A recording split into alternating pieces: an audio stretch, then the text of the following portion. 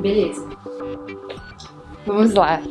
Qual curso você faz e qual é a sua faculdade? Eu faço arquitetura e urbanismo na PUC de Campinas. Aí são 5 anos. E eu entrei, tipo, já realmente direto, assim. Eu fiz todo o ensino na escola pública. Desde o ensino fundamental? Tudo.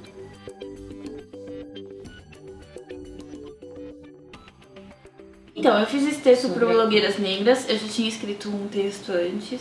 É um coletivo de mulheres negras e a gente vai produzindo material. Em paralelo a isso, eu já tinha feito uma carta pra reitora falando o porquê eu tinha escrito aquilo. E aí me chamaram um dia, porque começou no grupo do Facebook da Faculdade de Arquitetura, na PUC, começou esse assunto e várias pessoas falando, e a maioria era negativa, assim. Acho que quem me defendeu mesmo foram, tipo, 3 pessoas.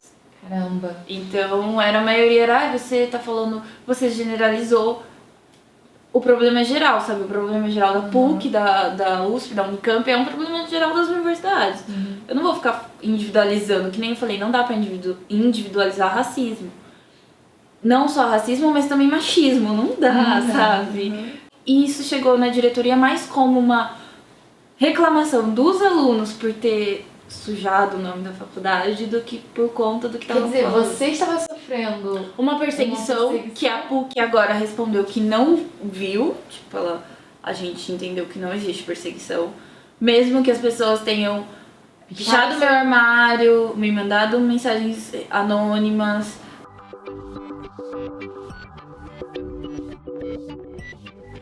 O mais chocante foi realmente quando meu armário foi pichado, falando que ninguém ligava para as coisas que eu falava, né? Ninguém liga para as merdas que você fala, era uma coisa desse tipo. Eu não cheguei a ver o meu armário pichado, mas quando eu cheguei, meu armário já tava, sabe, você via que ele tava todo marcado e tal. E aí meio que era esse o assunto da sala no dia. Porque era pra eu chegar e ver e tal. Então ficou muito... Eu fiquei muito mal com isso. Porque até então eu não tinha entendido isso como uma agressão. Eu fui entender mais agora esse ano, quando eu fui procurar ajuda na terapia. Claro. E porque eu comecei a ficar mal, assim, durante o decorrer. Porque eram várias coisas. Eram mensagens anônimas, era gente que eu já tinha excluído no meu Facebook, mas que ficava voltando ali só pra... Quando surgia, por exemplo, já a vaga de estágio com gênero definido, já meio que mandava uma indireta pra mim, porque eu já tinha reclamado. Aí eram coisas no corredor da faculdade e tal.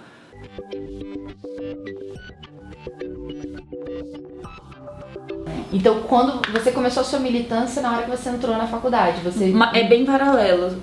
Que eu entrei e aí eu meio que eu comecei a ter uns choques, assim. Porque até então eu morava no interior, você mora com a sua mãe, é uma coisa mais fechada, seu mundo. E aí eu fui morar sozinha e fazer uma faculdade numa cidade que é grande perto da minha. E aí, quando eu entrei lá, eu comecei a ter contato, tipo, com várias coisas. E aí algumas coisas começaram a já me incomodar. O que eu não esperava é você chegar numa faculdade e você encontrar pessoas que não aceitam certas coisas, tanto em relação a gênero quanto em relação à cor.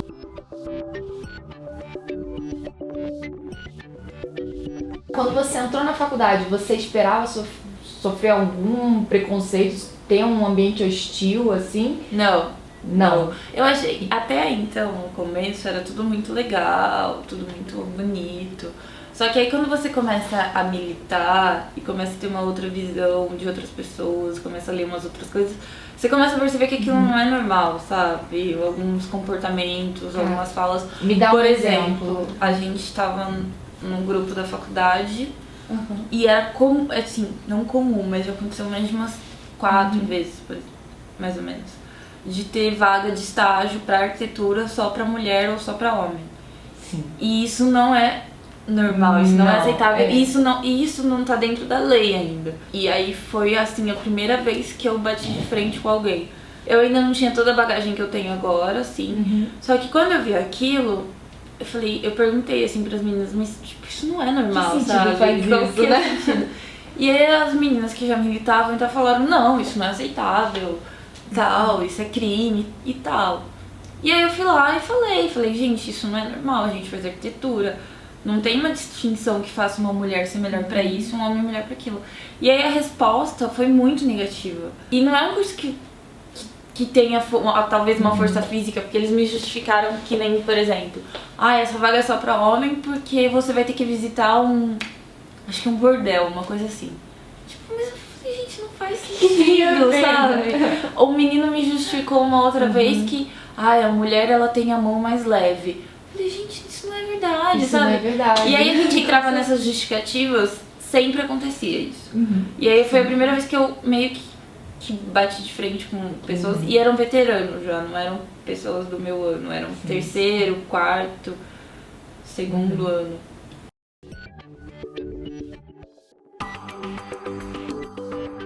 Porque falta de educação formal não é, porque são as pessoas mais escolarizadas possíveis do nosso país, que tiveram mais acesso à escolaridade, que estão numa faculdade, né? De onde você acha que vem esse preconceito? Eu acho que é realmente da falta de ver uma outra realidade, sabe? A pessoa tá tão no mundo dela, no condomínio dela, na escola particular dela, na escola de inglês, que você não vê um outro mundo, sabe? Tipo, eu já escutei que, meu pai ganha muito pouco. Só que meu pai, tipo, ganha 16 mil reais. Gente, 16 mil reais não é muito pouco. É óbvio que para um outro padrão que você tá querendo se comparar, talvez seja pouco. Mas se você pensar no mundo lá fora, é muito. Eu acho que é muito nesse sentido de você não respeitar, porque você realmente não entende o que o outro é, o que o outro passa. Por exemplo, na questão racial. Quando às vezes eu falo alguma coisa que eu passei e que eu sei que outras pessoas passam, porque eu tenho contato com essas outras pessoas que são como eu, falavam que, mas eu acho você tão vitimista. E aí eu falava, o que eu tô falando ainda é uma realidade minha e de mais um monte de meninas, sabe? Porque eu represento mulheres negras, e mulheres negras são 26% do país. Então é muita gente, é a maioria do país. Então é óbvio que quando eu tô falando alguma coisa, essas meninas vão se identificar. E eu sei que não é vitimismo exatamente porque não é só eu, assim. Não é um caso isolado. É um caso que acontece com a maioria das meninas que são como eu. Então, quando você fala que é vitimismo, é porque você não tá conseguindo entender o lado do outro. Você não tá conseguindo se colocar naquela posição.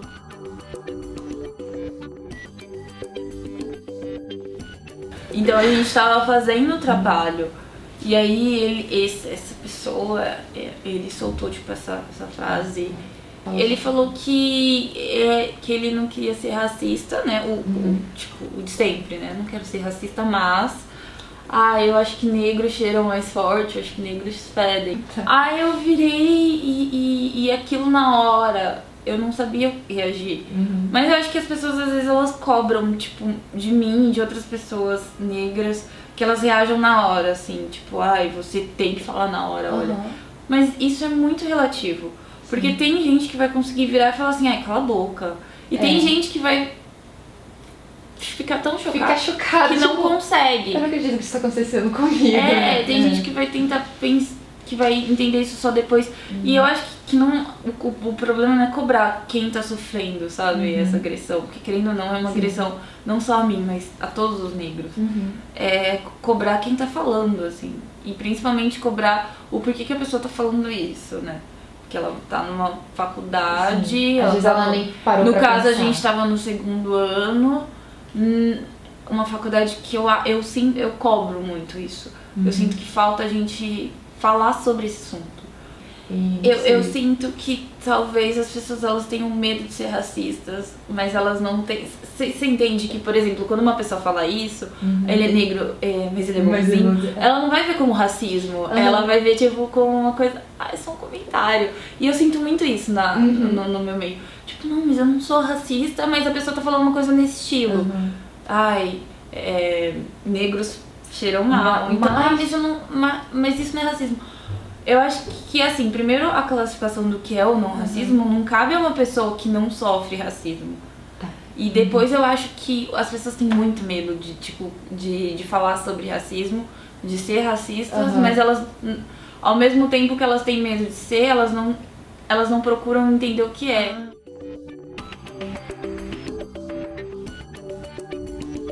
O que a gente está tentando dizer é que não dá pra não ser racista numa sociedade racista. Tipo, você cresce, você vai assistir televisão, você não vai ver um negro ali. Você vai ver uma personagem no desenho, ou nem isso, você não vai ver a apresentadora de televisão principal, ela vai ser loira, o pessoal da novela, ele vai ser branco. Por mais que você viva num país em que mais de 50% da população seja negra, você não vê. E se você vive num mundo que esse contato não existe, ou ele é mínimo, tipo a sua empregada ou o seu porteiro do condomínio, é mais difícil ainda você entender essa realidade. Então eu acho que o que falta nas pessoas é entender que o racismo, ele não é uma culpa individual. É coletivo. É uma culpa coletiva. E o racismo, quando a gente fala de racismo institucional, que foi o que eu já estava tentando falar na faculdade em relação a isso, não é um problema daquele aluno ter me dito aquilo. O problema é não ter tantos alunos negros, não ter esse assunto em sala de aula, não ter esse recorte talvez em alguma matéria.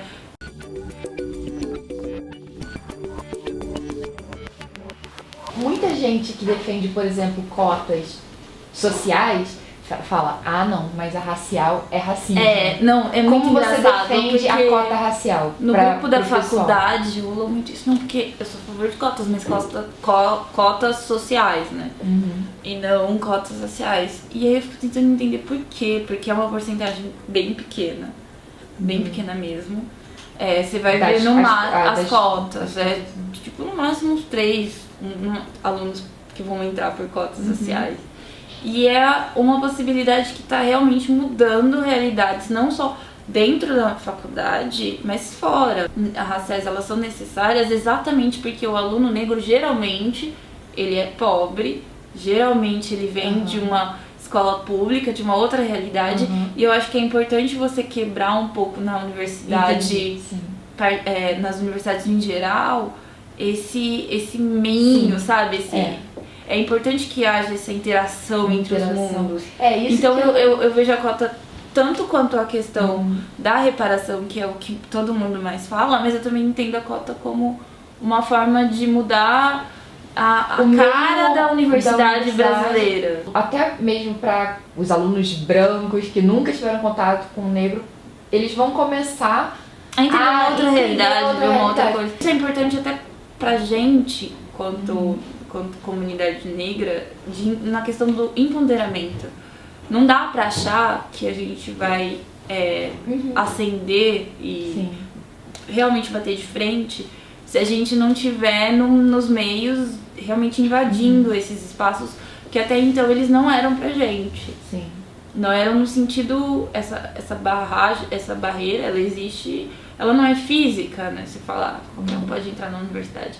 Mas não é fácil. Eu sei do que você tá falando. Muito importante também na produção acadêmica, porque se você for pensar, negros são temas, né? A gente vê matemática. Eu vejo no meu curso, quando você vai pensar na habitação social, ou vamos estudar tal bairro, que é o bairro mais da periferia pobre. Aí, o que você vai encontrar lá? Negros. Então a gente acaba virando matemática dentro da academia. Só que a gente não acaba virando o protagonista dessa pesquisa, por exemplo. O que eu tô querendo dizer é que é importante o negro falar por si, entendeu? Também. Pra não ficar lá, né? Pra não ficar muito nessa coisa da gente é tema, mas a gente nunca tá ali falando, sabe? É muito importante a gente falar por si, pela gente, porque a nossa visão é outra, entendeu? Ela vem desde quando você tá na escolinha passando por racismo, até quando você entra numa universidade e você leva um choque. Não tem como você não se chocar se você tem consciência do que você é. Eu tenho consciência que eu sou negro.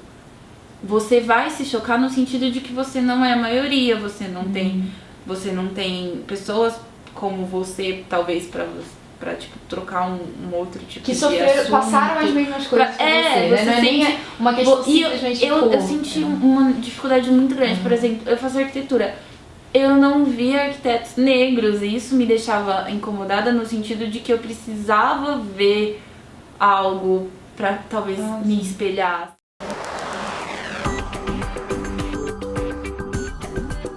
Tem um post muito legal seu que era sobre a questão do quartinho de empregada. Que a gente...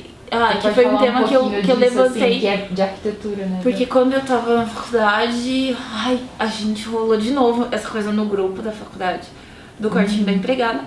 Não, porque o meu chefe falou pra eu fazer e aí eu fiz o quartinho da empregada e tal. E o questionamento era mais assim, sei lá, é segregação. Aí eu virei e falei, gente, mas e a questão racial no quartinho da empregada? O que ele representa na questão do física, mas também na questão racial? Tem que se pensar na questão racial quando você fala no quartinho da empregada. Porque quem é a maioria das empregadas? Quando eu tô pegando ônibus pra ir pra rodoviária e pego 6 horas da tarde de ônibus, a gente passa por um conjunto de prédios, assim. Das 6 horas da tarde só entra mulher negra no ônibus. Porque elas estão saindo do trabalho. A maioria negra, tipo 80%, 90% das mulheres. Ou quando não são nordestinas também.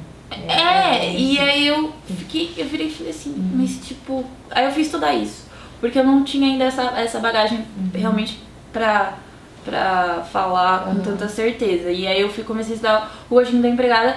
E aí eu comecei a estudar na arquitetura mesmo. Não na parte mais social, mas assim, na arquitetura. E aí eu fui entender que as casas brasileiras, elas têm essa marca da segregação da Casa Grande e da Senzala. Então você pega a Casa Grande e Senzala e vai diminuindo ela. E aí você ou vai fazendo a sua casa uma edícula no fundo pra empregada, aí a edícula vai virando um quartinho, e a edícula vai virando tipo um banheiro, ou a edícula vai virando aquela coisinha minúscula de 3x2, que tem uma caminha. Que assim, pra ser sincera, eu acho que é meio até questionável a empregada ter que dormir. Não, é super questionável. Eu acho surreal, absurdo, né? Uma pessoa porque ficar 24 horas acessível. A se dispor, tipo bem aquilo da novela, assim. E tá pagando muito bem. Que a mulher da novela, a protagonista chega da madrugada chorando e tem empregada pra dar um copo d'água pra ela, assim. É como se ela fosse 24 horas disponível. E isso não é... Eu questiono o quartinho da empregada nesse sentido. Questiono, mas no sentido da arquitetura, ele é uma marca da questão... Ele é uma marca brasileira, ele não é... Ele é uma marca... Porque isso no sentido, não no sentido brasileiro, mas no sentido de países que foram colônias. Sim. Então ele tá sendo... Às vezes eu já li notícias de que em Miami, por exemplo, os brasileiros estão chegando e um diferencial na hora que eles vão comprar uma casa é ter um quartinho da empregada. Ou seja, não é uma coisa cultural de Miami, mas quando tem um brasileiro chama atenção esse ponto. Então é uma coisa muito enraizada. E existem várias desculpas e elas têm respostas que mostram que não é necessário. Porque além do preço do metro quadrado está tipo, aumentando, então um espacinho só para empregada, para porta tipo de serviço, ele não é viável, mas ele ainda é cultural. E ele tem muito a ver com a questão da Casa Grande Senzala, espaço para negros, espaço para brancos, espaço para o trabalhador, tipo, dorme.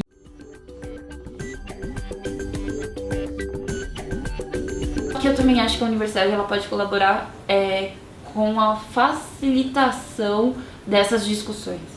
Porque eu não acho que elas não aconteçam. Por exemplo, talvez num corredor, numa sala de aula, entre um professor e um aluno, acontece. Mas ainda fica num campo muito pequeno, né? Não é uma oficial. Coisa. Não é uma coisa tipo grande, assim. Você não vai ter uma palestra produzida pela USP, pela Unicamp, pela PUC, talvez, só pra falar sobre isso, assim. A gente tá chegando em novembro, que é o mês da consciência negra. Será que todas essas universidades elas vão realmente as universidades vão organizar algo, ou são os grupos que estão ali na universidade resistindo, que são grupos de coletivos e tal? Será que são eles que realmente vão fazer isso? Tá, então existem os coletivos, então fortalecer esses coletivos, sabe? Não impedir que eles existam. Na PUC a gente tem uma dificuldade enorme em criar um grupo feminista e até mesmo um grupo de consciência negra. Por falta de espaço, por falta de entender, por falta de recurso, por falta de entender a importância disso. Então, existem essas barreiras que a universidade mesmo ela impede que você se movimente. E aí eu acho que o sentido da universidade, que é a minha cobrança em relação à minha faculdade, à minha universidade, é essa. De você, porque eu entendo que o aluno talvez não tenha o contato, talvez ele não tenha o interesse sozinho de procurar, mas eu sinto que se você está no meio acadêmico, que está agora aceitando outras pessoas, outras realidades, não tem como você não falar sobre essas outras pessoas e essas outras realidades. Não pode deixar pro aluno ter a opinião dele sem nada. Agora eu tenho eu sou contra cotas, nossa. Por isso que às vezes eu tento entender o lado da outra pessoa nesse sentido, do não ter a fonte, sabe? Mas ao mesmo tempo também eu acho que às vezes o Google pode ajudar em várias coisas, assim. Digita lá, tem muito texto, tem muita coisa. As meninas hoje elas produzem muita coisa.